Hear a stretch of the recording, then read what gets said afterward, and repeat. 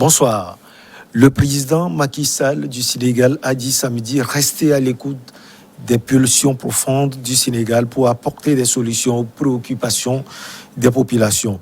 Plus que jamais, je reste à l'écoute des pulsions profondes du pays, à l'écoute du Sénégal, des villes, des banlieues et des campagnes, a-t-il assuré dans son message à la nation à la veille de la commémoration du 61e anniversaire de l'indépendance du Sénégal. Mamadou Diouf, bonsoir. Bonsoir Michel. Vous allez bien? Très bien. Avec vous, nous allons parler du président Macky Sall et du Sénégal. Le président Macky Sall, donc, qui assure, comme je l'ai dit tout à l'heure, rester à l'écoute des pulsions profondes de son peuple. Oui, c'est un discours qui était attendu, puisque c'est un traditionnel discours qui a lieu à chaque 3 avril, à la veille de la fête de l'indépendance du Sénégal. La particularité, c'est que ce discours intervient dans un contexte différent des contextes habituels. C'était souvent un discours bilan où le président de la République parlait de ce qui a été réalisé pendant l'année écoulée.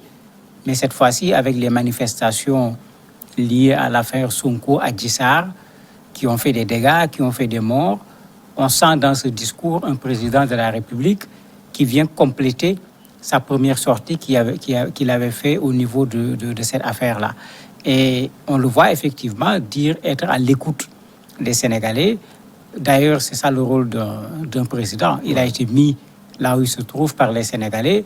La première des choses qu'il doit faire, c'est d'écouter les Sénégalais, puisque à coup sûr, il ne pourra pas faire le bonheur des Sénégalais sans les Sénégalais. Donc, certains disaient même c'est comme si c'est le discours qu'il devait tenir au lendemain de son investiture qu'il a tenu, parce que c'est ça aussi qu'on attend d'un chef de l'État, qu'il soit à l'écoute des populations. Oui, et il faut dire que lors des manifestations, les gens ont également parlé d'un éventuel 3e mandat. Est-ce que être à l'écoute de sa population, il y a ce mandat de plus peut-être à venir dans ce qu'elle dit? Ce qui est curieux, c'est que quand on l'écoute, le président de la République, il parle de respect de la Constitution, il parle de principes, etc. Mais au même moment, il y a depuis quelque temps des partisans du président de la République qui font des meetings. Et dans les meetings, vous avez des gens qui disent clairement qu'ils veulent, en fait pas qu'ils veulent, il y en a même qui disent que Macky Sall est leur candidat aux élections prochaines. Et ils l'affirment clairement, on voit les reportages, on les voit à la télévision en train de le dire. Et dans le 3e mandat, c'est là où le président quand même crée une équation, parce qu'on a vu d'autres personnes qui font partie de la mouvance présidentielle, qui ont parlé de ce 3e mandat, et qui ont dit qu'il ne peut pas y avoir un 3e mandat au Sénégal. Ouais. La Constitution est claire là-dessus. Tous ces gens ont été sanctionnés par le président de la République. En ce moment, on se pose des questions. Quand on lui a posé la question, il a toujours dit ni oui ni non. On lui a reposé la question quand ça a chauffé, de sorte que plus personne ne savait plus où aller. Il a dit qu'il n'a jamais dit que lui, il va faire un 3e mandat. Mais il était plus facile qu'il dise « je ne ferai pas un 3e mandat ». Donc il y a un flou qui est là, qui est maintenu. En tout cas, s'il a entendu ce que les Sénégalais ont dit, dans ce que les Sénégalais ont dit et qui est extrêmement clair, c'est 1, il n'a pas droit à un 3e mandat. 2, les gens sont prêts à lui faire face au prix que cela coûtera pour qu'il n'ait pas un 3e mandat. Ça a été dit, redit clairement. Vous avez des gens qui ne s'organisent actuellement que dans ça, parce que pour eux, il y a toute une manigance qui est organisée pour surprendre les gens. Vous avez des gens qui s'organisent déjà en disant qu'il n'y aura pas de 3e mandat au Sénégal. Mais s'il l'a entendu, c'est tant mieux pour le Sénégal. S'il y a de 3e mandat, cela passera indubitablement par l'Assemblée nationale, parce que c'est à ce niveau, les lois sont votées, les choses se font. Non, il y a eu une réforme de la Constitution au Sénégal, un peu à l'ivoirienne, à la guinéenne, à la partout, quoi, puisque on a l'habitude, en cours de mandat, de réformer la Constitution et de dire, bon, on a réformé la Constitution, on est dans une autre Constitution, ou bien d'organiser un référendum. Chez nous, c'était juste une réforme. Et après, on dit, ce qu'on va faire, c'est que c'est la Constitution qui disait 2 mandats, elle n'est plus en cours. C'est une autre Constitution qui est là. Donc, comme on est avec une autre Constitution, tout le monde connaît l'expression, on remet les compteurs à zéro sur la base de la non-rétroactivité de la loi. Pour moi, tout ça, c'est du cinéma juridique. Depuis les années 90, en Afrique, il a été très clair que ce que les peuples africains disent, c'est quel que soit le président quelles que soient ses compétences, quel que soit son génie, on ne veut pas qu'il fasse plus de 3 mandats. Si les juristes ne sont incapables de l'écrire en français, ils n'ont qu'à venir nous voir, on va l'écrire à leur place et qu'on range ce problème-là une bonne fois pour toutes pour tous les pays africains et que les présidents montrent de quoi ils sont capables. On est fatigué de parler de mandat. Et quelles que soient les circonstances. Mais bien sûr, on est fatigué de parler de mandat. Il y en a qui en ont fait combien au niveau des mandats? Qui a développé son pays parmi tous ces gens-là? Mais ce n'est pas ce qu'on cherche. Le mandat, ce n'est pas un problème qui est posé en termes de mandat pour en faire un débat politique qui alimente nos pays pratiquement tous les 6 ou 7 ans. À la limite, ça nous amène à recommencer à zéro. Des gens tombent pendant les manifestations. Mais ce n'est pas sérieux. C'est tout simplement ce qu'il faut dire, ce n'est pas sérieux. Quand quelqu'un a fait 2 mandats dans son pays, il a fait ce qu'il était capable de faire, mais il n'y a pas de souci. Il y a d'autres citoyens qui cèdent la place, d'autres viendront et ils feront certainement autant, sinon mieux que lui. Rester à l'écoute des pulsions profondes. Est-ce que le président est prêt aujourd'hui à discuter aussi avec les partis politiques, les opposants? Parce que lors de ces manifestations, on a vu un méli-mélo total. Hein.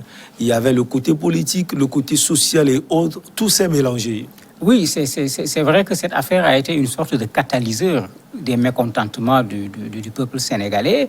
Et pour ce qui est de l'ouverture, bon, il y avait déjà un dialogue qui était en cours d'ailleurs, qui avait été un peu suspendu par Covid, puisqu'il y avait des commissions qui avaient été mises en place pour travailler sur un certain nombre de questions que nous évoquons sur le plan politique en particulier.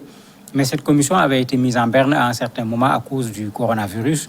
Il n'y avait plus la possibilité de faire ces grandes rencontres avec l'opposition, la société civile, etc. Ce qui est sûr, c'est qu'aujourd'hui, il y a lieu d'avoir un autre dialogue. Parce que le Front pour la résistance de la résistance nationale, le FRN, qui faisait partie du dialogue, s'est retiré du dialogue. Parce que le dialogue n'est pas encore fini. À l'Assemblée, une loi a été votée reportant à nouveau les élections locales qui devaient avoir lieu depuis 2019. Actuellement, l'opposition est braquée sur cette affaire-là en disant qu'il n'est pas question que ces élections ne soient pas organisées cette année. Mais pour l'opposition, c'est une opportunité.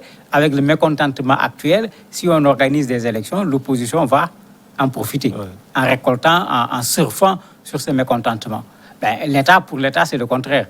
Il vaut mieux décaler les élections, le temps de poser quelques actes pour faire oublier ce qui s'est passé, pour organiser les élections dans des conditions plus confortables. Ça, c'est le politique. Hein. C'est une opportunité. Chacun est en train de vouloir utiliser ce qui l'arrange dans cette affaire-là. Donc ça fait que ce groupe est sorti, par exemple, du dialogue.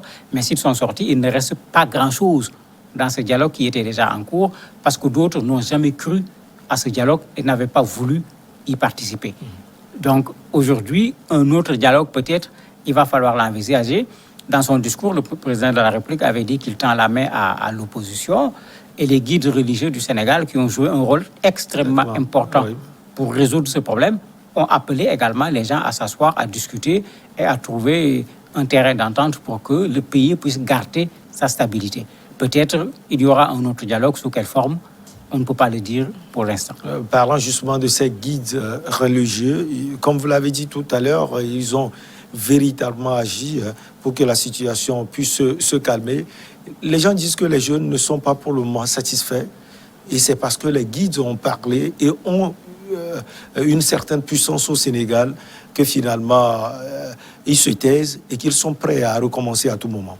Mais c'est tout à fait vrai. Le M2D a fait sa conférence de presse. Ils ont été clairs au moment de la conférence de presse. Ils sont même allés rencontrer le guide religieux qui a parlé, le khalife général des Mourides. Ils sont allés le voir pour lui dire clairement, sans embâche, nous acceptons ce que vous nous proposez parce que notre souci, notre révolte, on le fait pour le Sénégal. Ce n'est pas pour autre chose. Mais il faut que autant nous acceptons, il faut que l'autre camp également accepte. Et si l'autre camp n'accepte pas, nous reprenons les manifestations. De sorte que le guide religieux a pris son ballon de pèlerin, il a même envoyé une délégation aller rencontrer ce front de l'opposition, il a discuté avec eux, il est allé dans le sens de transmettre au président de la République les conditions qui avaient été posées par ce même mouvement M2D pour pouvoir arrêter les manifestations. Et il a demandé également au président de la République de respecter certaines de ces conditions. Et ça a commencé puisque une bonne partie de ceux qui ont été arrêtés ont été libérés. Bon, certains ont été libérés tout en restant sous contrôle judiciaire. Il y a plein de les situations ne sont pas les mêmes, mais globalement, les gens ont retrouvé la liberté. Ce qui fait qu'on se dit, mais OK, de ce côté-là, ça marche. Maintenant, dans les revendications, il y avait des aspects qui, à mon avis, étaient des aspects plutôt politiques. Ce n'était pas au guide religieux de porter ces aspects. Mais il a quand même montré son intérêt pour le Sénégal. Il a décaissé 50 millions qu'il a demandé à ce que ça soit distribué aux familles qui ont perdu certains de leurs enfants et aux blessés. On a montré même à la télé la distribution. Il y a des familles qui ont perdu un enfant à qui on a remis 2 millions de francs de la part du guide. Et quand vous regardez cette action, l'opposition faisait également la même chose avec une mobilisation de fonds pour venir en aide aux blessés, aux familles des victimes, etc. Donc, on a senti quelqu'un qui est un Sénégalais qui sentait que le Sénégal était en train de chavirer et qui a joué son rôle pour que le Sénégal ne chavire pas. Mais bien entendu, si du côté du pouvoir, ça ne bouge pas, ces jeunes, à coup sûr, vont retourner à la manifestation, d'autant que depuis quelque temps, c'est le pouvoir qui se met à remobiliser ses troupes en organisant des meetings où parfois vous avez des écervelés qui prennent la parole et qui disent des choses extrêmement dangereuses pour l'avenir du Sénégal, parce que certains n'ont même pas manqué parfois de tenir des discours ayant un ralent ethnique, ce qui au Sénégal n'est pas du tout à l'ordre du jour. Heureusement, tous les Sénégalais se sont levés pour les dénoncer comme il se doit. Et ce calme passe indubitablement aussi par la libération des prisonniers politiques, le retour d'un opposant comme Karim Wade. Oui, c'est pourquoi j'ai dit que les gens jouent sur les opportunités. Le front dont je parlais tout à l'heure de résistance, le PDS, avait quitté ce front. Parce qu'ils n'étaient pas d'accord avec le front. Le PDS fait partie des partis qui disaient qu'il ne fallait pas aller au dialogue dont je parlais tout à l'heure, qui était déjà en cours. Mais, vu les circonstances, le PDS est retourné au front qu'il avait boycotté.